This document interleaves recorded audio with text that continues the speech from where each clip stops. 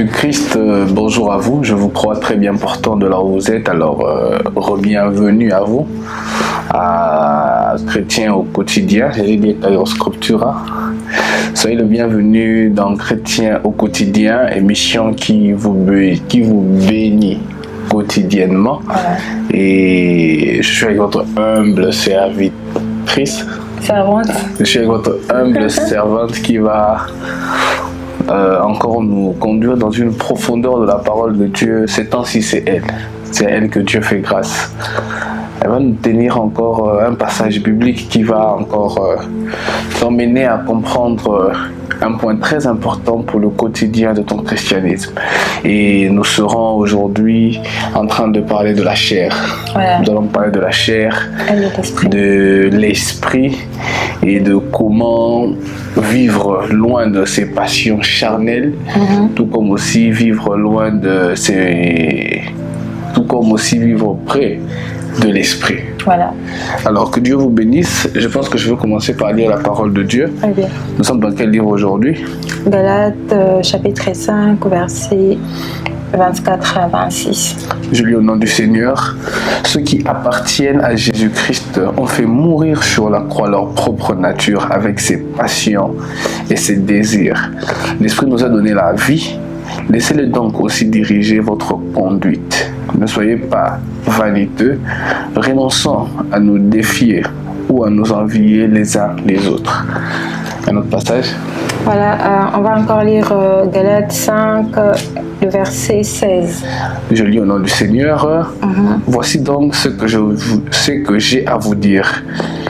Laissez le Saint-Esprit diriger votre vie et n'obéissez plus aux désirs de votre propre chair. Et j'aimerais préciser que je lis la version français courante. Alors, servante de Dieu, quelle est la pensée que vous avez à nous donner aujourd'hui? Voilà, déjà nous rendons gloire à Dieu pour ces moments et nous croyons que vous tous qui êtes connectés ce soir, ce matin, cet après-midi, avez le temps de suivre l'émission passée puisqu'on c'est toujours dans cette optique. Nous sommes en train de faire asseoir vraiment le quotidien du chrétien et nous croyons encore aujourd'hui que le Seigneur va encore ajouter un plus par ce message. Permettez-moi de lire Louis Séguin pour ceux qui ont Louis Séguin. Pour commencer le verset 24, la Bible dit « Ceux qui sont en Jésus-Christ ont crucifié la chair avec ses passions et ses désirs. » Pour ceux qui le savent, les livres de Galates, précisément le chapitre 5, ça parle de fruits de l'esprit et le fruit de la chair. Et donc, il est évident de comprendre qu'en étant chrétien, en tant qu'enfant de Dieu, il est très important d'avoir la connaissance, vraiment la connaissance de ce qu'ils sont, le fruit de l'esprit et le fruit de la chair. Question pour nous de prendre les directives qu'il nous faut, Et aujourd'hui, par la grâce de Dieu, il serait important de marteler sur ces fruits de l'esprit que le Seigneur nous demande bien sûr d'avoir, n'est-ce pas? Que le Seigneur nous demande de porter en nous afin de vivre cette vie chrétienne au quotidien. Et ce qui me bénit le plus dans ces passages, c'est de voir que le verset 5, la Bible dit « Si nous vivons par l'Esprit, marchons aussi selon l'Esprit. » Donc, en tant qu'enfant de Dieu et précisément pour le chrétien, toute personne qui a donné sa vie à Jésus-Christ, nous sommes tous conduits par le Saint-Esprit. Voilà pourquoi Christ, lorsqu'il est parti, il a dit « Je ne vous laisserai pas seul, je vous enverrai mon esprit, il vous conduira en toutes choses. » Et aujourd'hui, nous sommes en train de voir combien le Saint-Esprit, lorsqu'il vient nous conduire, il vient aussi avec ses fruits, il vient aussi avec les attitudes que doit porter un enfant de Dieu. Il vient avec ses caractéristiques. Moi, j'appelle ça comme les caractéristiques du Saint-Esprit. Car la vie de Christ était aussi animée par ces caractéristiques. Lorsque nous avions vu Jésus, quand on remarque la vie de Jésus ici-bas, on a vu il était plein d'amour, il était rempli de joie, il était plein de bonté, il était plein de fidélité, de douceur, de tempérance, puisqu'on a vu, il y a de ces endroits où, où Christ devait forcément répliquer, mais il était toujours là, il gardait son tempérament. D'ailleurs, moi, ce qui me fait rire des fois de la Bible, c'est quand, des fois, on pouvait le traiter de bête de poule. Voilà. Mais il était calme. Alors qu'il avait la capacité de dire une chose et que ce qu'il dira puisse s'accomplir dans les vies de ceux qui prononcera ce qu'il devra dire. Oui. Mais ils sont passés. Voilà, il gardait son calme. Et tout ça sont le fruit que le Saint-Esprit souhaite que nous ayons aussi, étant qu'enfants de Dieu. La fois passée, on a vu combien le Seigneur Christ lui-même dit « Je suis le chemin, la vérité et la vie ». Et nous, en tant qu'enfants de Dieu, nous devons vivre la vie de Christ. Et je bénis le Seigneur parce que lorsque le Seigneur commence ce processus avec toi, il ne t'abandonne pas, il vient et il t'accompagne. Et cependant que le Saint-Esprit alors commence à s'ouvrir, commence à opérer en toi. Et comment il opère, c'est avec le fruit qu'il sera en train de déposer en toi, de travailler en toi. Et ce que j'aime le plus, c'est le grand travail, alors le grand travail qui commence dans ta vie. Toi qui étais rempli de fruits de la chair, parce qu'on doit l'admettre, l'homme en soi, il y a toujours ces fruits qu'il manifeste, comme l'impatience, comme la jalousie, l'animosité. Je pense que je peux le dire pour toi. Les fruits qu'on voit, les fruits de la chair, c'est dans le verset 20. Hein? Oui. La Bible nous parle. Vous pouvez commencer à 19. D'un culte aux idoles. Non, ça c'est pas des fruits de la chair. 19. On parle de la jalousie, de la colère, de la rivalité, de ceux qui se divisent. Voilà. Toutes ces choses sont des fruits de la chair. Peut-être, je ne te coupe pas, c'est peut-être des choses que des fois vous vous en passez. Vous savez, ce que j'aime, c'est que lorsqu'on parle des fruits de l'esprit, on ne met pas une différence que l'on peut remarquer au niveau des fruits de la chair. Voilà.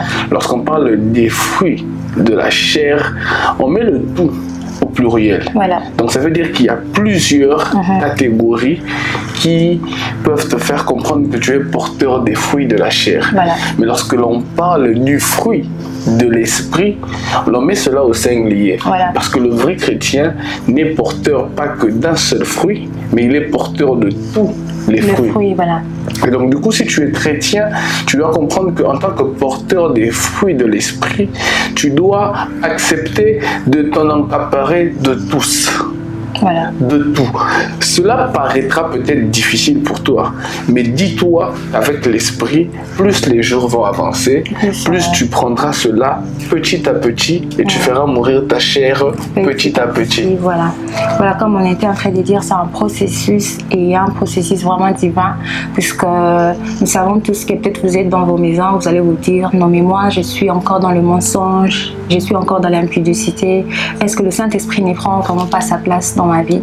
Laissez-moi vous dire que, comme on venait de le dire, petit à petit, toutes ces choses vont commencer à mourir en nous. Moi qui vous parle, autrefois, j'étais animée par la musique mondaine. J'aimais, j'ai suivi, j'écoutais. J'aimais danser. J'ai dansé, mais subitement comme ça. Bon, danser n'est pas mauvais, mais il y a des danses qui ne sont pas de Dieu. Voilà. Donc j'ai été, mais quand même, je ne sais pas comment, mais les dégoûts est venu de soi-même et j'ai compris que c'était le travail du Saint-Esprit. Donc peut-être vous allez vous dire que moi, je suis encore en prise de l'impudicité. Moi, encore le mensonge, je n'arrive pas à m'en passer, mais laissez-moi vous dire que lorsque le Saint-Esprit, il entre dans votre vie, il influence votre quotidien. Et ce qu'il commence à faire, c'est vraiment enraciner le sémence de l'esprit, vraiment les sémences de l'esprit. Les sémences en désordre. Voilà, enfin. Il touche ton cœur, il touche ta pensée, il touche tes pieds, tu sais plus où aller, tu sais où maintenant aller, où ne pas aller. Voilà, et tout ça c'est un processus et le Saint-Esprit vraiment il est patient, voilà. Quand j'ai dit il est patient avec vous, c'est justement parce qu'il ne veut pas vous brutaliser, mais il sait qu'au fur du temps, au fil, vous allez commencer à avancer, il sera en train de briser, de déraciner, vraiment de déraciner toute racine qui n'a pas été posée par le Seigneur dans vos vies. Et pour ça, j'aimerais que l'on mette un point sur un i en expliquant au corps de Christ que cela est bien vrai ce que l'on vous dit. Mais Ça, c'est la part de l'esprit Voilà, qu'il a à bâtir en nous. Nous aussi, nous avons notre part à le laisser faire ce qu'il veut dans notre vie. Parce que je me rends compte que plusieurs chrétiens se mettent à demander des choses, mais ne sont pas prêts à laisser leur corps subir leurs demandes auprès de Dieu. C'est ainsi que tu peux voir aujourd'hui une prostituée demander à Dieu un changement de vie alors qu'elle n'est pas prête à aller à un endroit qui la conduit dans la prostitution. Écoutez, si tu veux demander quelque chose à Dieu, permets à Dieu de t'aider en l'aidant.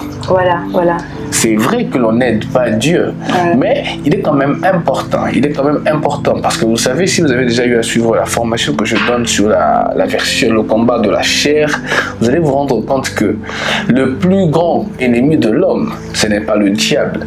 Le plus grand ennemi de l'homme, c'est la chair. Et la chair demande généralement quelque chose de très important. L'aval humain, d'accepter de mortifier sa chair.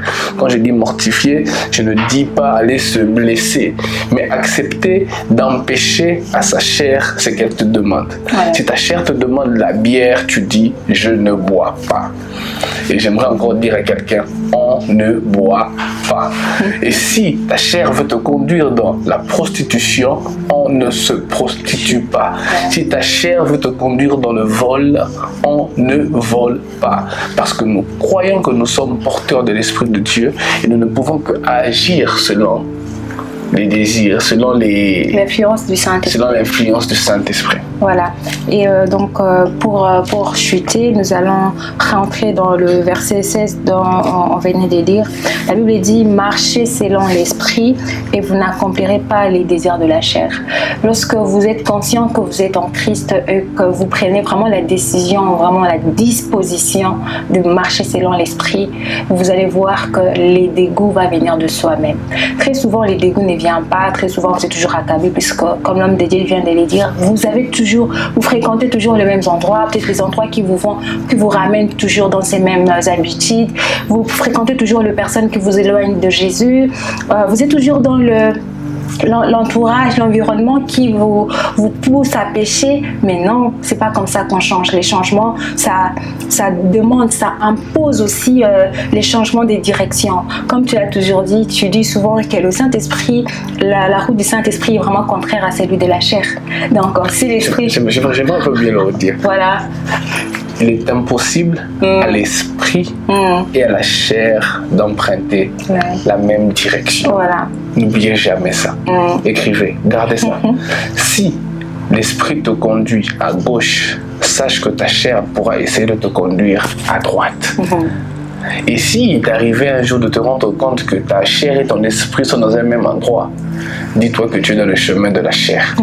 Voilà, puisque le Saint-Esprit, lui, il ne sera jamais là. Le Saint-Esprit, il ne s'essuie pas, vraiment, il ne s'essuie pas. Très souvent, ce sont nos pensées, on s'est dit, ben, il est là, non, il n'est pas là. Là où il y a le péché, le Saint-Esprit, il n'est pas là. Donc, si vous êtes conscient qu'il y a des choses, il y a le fruit de la chair qui continue encore de vous rendre en prise de l'ennemi, faites bon choix aujourd'hui. Dites-vous, je dois prendre la décision d'arrêter. Et lorsque vous prenez cette décision, soyez vraiment sincère, vous allez voir combien le Saint-Esprit, il va vraiment enlever, il va déraciner, en fait, d'enraciner vraiment les sémences de la vie, les sémences de l'esprit, il va enraciner la vérité. Vous qui autrefois été fâchés à tout moment, colériques à tout moment, vous allez voir que vraiment la joie, la paix, la douceur, et même votre entourage va sentir qu'il y a le Saint-Esprit qui agit dans cette personne, il y a la présence de Dieu. Vous n'allez pas forcer, ça va venir du Saint-Esprit, car c'est lui qui vous conduit dans la volonté du Père. Voilà un peu ce qui était notre partage d'aujourd'hui. Que Dieu vous bénisse abondamment. J'aimerais prier de quelqu'un de là où vous êtes. Vous savez, dans cette bonne humeur, nous avons transmis un message très important. C'est qu'il vous faut pour votre vie, selon l'esprit, c'est d'accepter de briser votre chair et de laisser l'esprit vous conduire. Je prie dans le nom de Jésus que de là où tu es, que les œuvres de la chair tombent de ta vie, que le même Dieu qui nous a changés, que le même Dieu qui nous a transformés, puisse être ce même Dieu qui va venir imposer en toi son esprit purifier et que tous tes désirs charnels qui te conduisent au péché puissent tomber et que seuls les désirs de l'esprit soient ton quotidien, que la bonne humeur soit ton quotidien, que la vie de Dieu soit ton quotidien, que l'amour soit ton quotidien, que cela soit ton quotidien de tous les jours. Dans le nom de Jésus, nous avons ainsi prié et nous croyons que vous recevez cela et nous disons Amen. Amen. Que Dieu vous bénisse abondamment et nous vous promettons en tout cas de faire un effort d'être avec vous au quotidien. Voilà. Que Dieu vous bénisse. Soyez bénis.